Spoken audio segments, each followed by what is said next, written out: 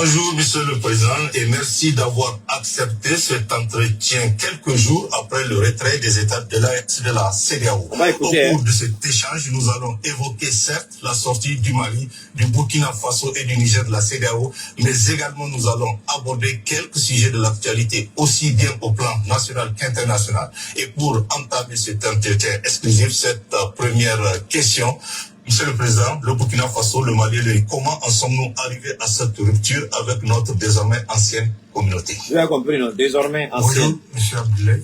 Écoutez bien. Merci de l'opportunité, une fois de plus, pour nous, de nous adresser au peuple, non seulement nigérien, mais également au peuple de l'Alliance des États du Sahel et aux Africains de façon générale.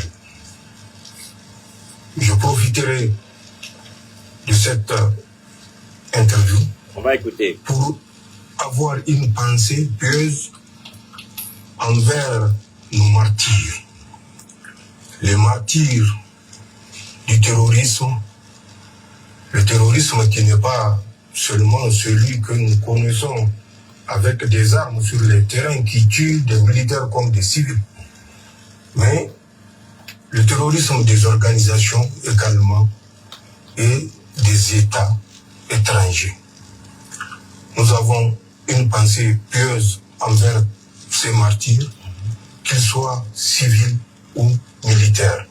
Le martyr du Niger, le martyr de l'Alliance des États du Sahel.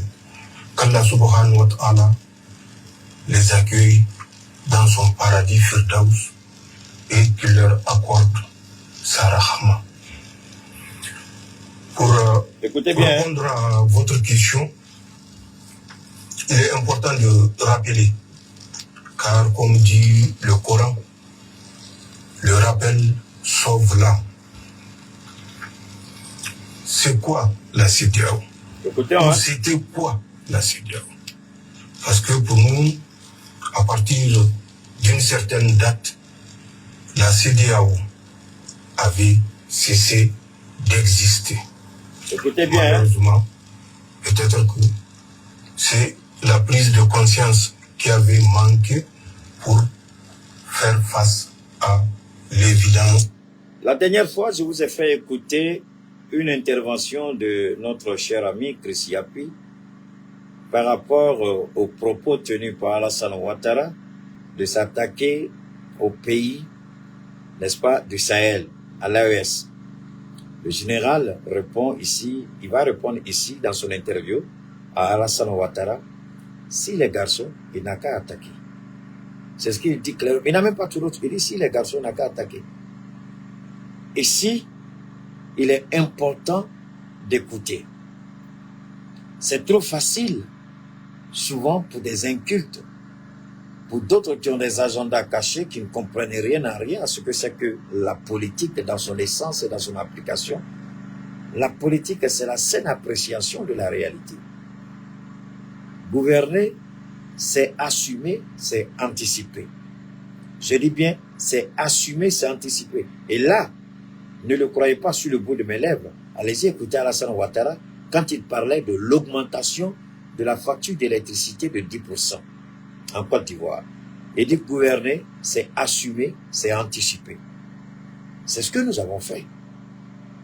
Alors, pourquoi c'est bon chez eux quand ils assument? Pourquoi c'est mauvais chez nous quand nous assumons? Moi, j'ai du mal à comprendre ça. J'ai du mal à comprendre ça. Quand c'est eux, c'est tout à fait normal, c'est légal, c'est juste, mais quand c'est nous, c'est pas, non, vous n'avez pas le droit. On assume la décision qu'on a prise.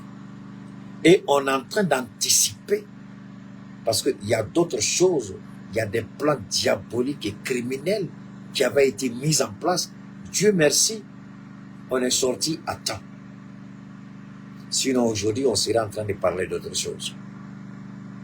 Mais ce qui est fondamental, ce monsieur, il est très cultivé, le général. Contrairement à ce qu'on peut penser des militaires, ce sont des soldats, c'est le maniement des armes, c'est fou. Quand vous écoutez ces trois présidents, vous êtes dépassé par le degré de leur intelligence, de leur compréhension. Pour dire que il n'y a pas un laboratoire où on fabrique les politiciens. Il n'y a pas un laboratoire où on fabrique les politiciens. La politique, c'est l'activité de tous les jours. Et quand vous écoutez le général, vous êtes dépassé. Et la question que vous vous posez, est-ce que les politiciens qui se disent politiciens là, est-ce qu'ils ont une conscience morale élevée au même titre que ces trois présidents? La seule différence, ils portent le treillis. Mais du jour au lendemain, ils peuvent enlever le treillis. Et d'ailleurs, ils sont fiers de porter le treillis. Ils n'enlèvent même pas. Ils ne sont même pas pressés de se confondre dans la masse avec des tenues civiles. Ils sont en treillis. Tout ce qu'ils font, ils sont toujours en treillis. Ils n'enlèvent jamais le treillis. On assume ce qu'on est. On va continuer d'écouter le général. Et prendre des décisions qui s'imposent ou qui s'imposaient. Nous avons quitté la CEDEAO parce que la CEDEAO ou la CEDEAO entre parenthèses n'était plus la CEDEAO des pères fondateurs.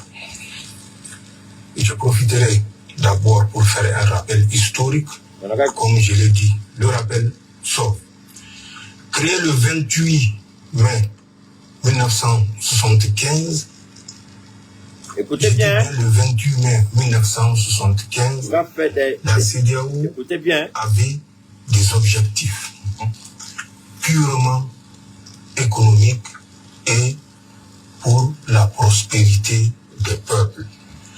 La CEDEAO avait des principes fondamentaux dont je citerai quelques-uns, notamment l'égalité et l'indépendance des États membres, la solidarité et l'autosuffisance collective, la non-agression, le droit de l'homme, entre autres. Cette CEDEAO, créée en 1975, avec comme père fondateur le Niger, le Mali, le Burkina Faso, écoutez, le Togo, le Bénin, le Nigeria. Je fais exprès de finir par le Nigeria, entre autres. Est-ce que vous savez que c'était à cause du Nigeria qu'on a créé la CEDEAO? Par rapport à la guerre du Biafra, la guerre de sécession, où il y a eu des millions de morts et des millions de déplacés, des millions de réfugiés. Et d'ailleurs à Trècheville, il y a un quartier qu'on appelle le Biafra. Le Biafra, je crois, à Trècheville, en Côte d'Ivoire. Oufoué a donné ça au peuple nigérien. Ceux qui ont fui la guerre du Biafra. Oufoué les a reçus en Côte d'Ivoire. Il leur a donné un terrain qu'ils ont loti, le Biafra, à Trècheville. Ça, c'est une réalité indéniable. Oufoué a donné un quartier aux Nigériens qui ont fui la guerre du Biafra. Et c'est à cause de cette guerre que les pères fondateurs ont décidé de créer la CEDEAO. L'entraide, le renforcement économique, la coopération et bien d'autres objectifs ont été évoqués. Moi, je n'ai jamais su que le Nigeria avait, que c'était, entre autres, une des raisons fondamentales, c'était le Nigeria. Que c'était à cause du Nigeria. Mais laissons le général parler. Il va développer. Si vous voulez que je cite les chefs d'État à l'époque, du Niger, c'était Sékou Touré, du Mali, c'était Moussa Traoré, du Burkina Faso, c'était Aboubakar Sangoulé Lamizana, du Togo, c'était Gnassingbé Eyadema, et du Bénin, c'était Mathieu Kérékou, et du Nigeria, c'est Yakubu Gowon. Je dis bien, c'est Yakubu Gowon. Le Nigeria sortait d'une guerre civile dévastatrice. Écoutez qui bien. avait fait plus de 2 millions de morts, 3 millions de réfugiés, 5 millions de déplacés. Et c'est dans ce contexte que ses frères, pour aider le Nigeria à se relever, à se réorganiser, à retrouver son unité entre la République biafraise et la République du Nigeria, que ces chefs d'État que j'avais cités ont eu l'idée de créer la CEDEAO. Écoutez bien. Avec comme principe ce que je venais de citer et avec comme objectif également fondamental qui est l'économique et la prospérité des peuples. Les gens disent que le Nigeria était la locomotive. Le Nigeria n'était pas la locomotive de la CEDEAO à la création, puisque je viens de vous faire un peu le point de ce qu'était le Nigeria à la sortie de la guerre civile, 4 ans après. 4 ans de guerre civile au Nigeria. Je voudrais ici vous inviter à une saine réflexion. Est-ce que vous saviez qui était à l'origine de cette guerre fratricide qui a failli déchirer le Nigeria? Les mêmes causes qui ont entraîné cette guerre au Nigeria, après l'échec, je vais laisser la primeur au général de donner le nom de celui qui était à l'origine de cette guerre, la guerre du Biafra au Nigeria. Mais je vais laisser le général vous planter encore mieux le décor. La fin de la guerre civile catastrophique. Et qui était derrière cette guerre civile qui avait failli séparer le Nigeria en 2 républiques, c'était la France. Vous avez compris? Si les gens ont la mémoire courte, c'était la France. Au Niger, nous n'avons pas cette mémoire courte. Donc c'était la France. Continuons d'écouter le général. Je disais, avant de répondre à votre question, il faut faire ce rappel, c'est très important.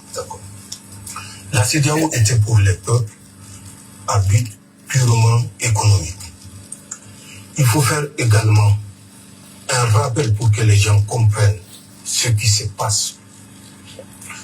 Le 9 novembre écoutez bien, 1989, deuxième révélation. Le mur de Berlin tombait. Deuxième révélation. C'était la fin, ou la fin supposée de la guerre froide entre les 2 blocs que vous connaissez. 7 ou 8 mois après la chute du mur de Berlin, rappelez-vous de la rencontre de la Bolle, ce qu'on a appelé le fameux discours de la Bolle.